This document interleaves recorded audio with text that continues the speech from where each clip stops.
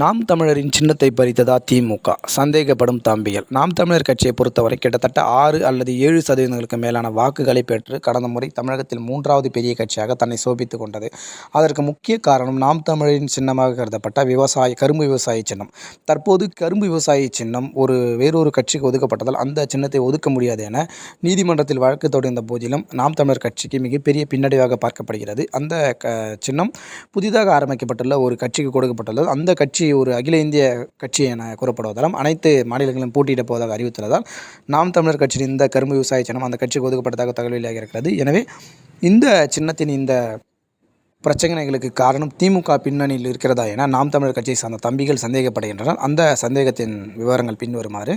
இந்த புதிதாக ஆரம்பிக்கப்பட்டுள்ள கட்சியை திமுக தலைமை நீங்கள் இந்த சின்னத்தை கேட்டு பெற வேண்டும் என அதற்கு அழுத்தம் கொடுக்கப்பட்டு நாம் தமிழர் கட்சிக்கு விழக்கூடிய இந்த 7% வாக்குகளை சின்னம் ஒருவேளை பறிபோனால் அது 3 அல்லது 4 குறையும் என திமுக தலைமை கணக்கு போட்டு உள்ளதாகவும் அதன் அடிப்படையிலே நாம் தமிழர் கட்சியின் இந்த சின்னத்தை பறிப்பதற்காக திமுகவை பின்னணியிலிருந்து வேலை செய்வதாகவும் நாம் தமிழர் கட்சியை சேர்ந்த சிலர் சந்தேகிக்கின்றனர். தொடர்ந்து நாம் தமிழர் கட்சியின் வளர்ச்சிக்கு இந்த கரும்பு விவசாய சின்னம் பெருமளவு உதவியது. தற்போது இந்த சின்னம் பறிக்கப்பட்டுள்ளதா நாம் தமிழர் கட்சி இந்த நாடாளுமன்ற தேர்தலில் எப்படி போட்டியிடும்? பரவலான பொது சின்னத்தில் போட்டியிடுமா அல்லது தொகுதிக்கு ஒரு சின்னம் என போட்டியிடுமா? நாம் தமிழர் கட்சியின் வாக்கு வங்கி 7லிருந்து 9 அல்லது 10 என உயரம் என கணிக்கப்பட்ட நிலையில் தற்போது 4 அல்லது 3 குறையுமா எனவும் பல்வேறு விமர்சனங்கள் சமூக வலைதளங்களில் பேசப்பட்டு வருகின்றன. தொடர்ந்து அரசியல் சார்ந்த காணொலிகளை தெரிந்து கொள்ள நம்முடைய சேனலை சப்ஸ்கிரைப் செய்யுமாறு கேட்டுக்கொள்கிறோம்.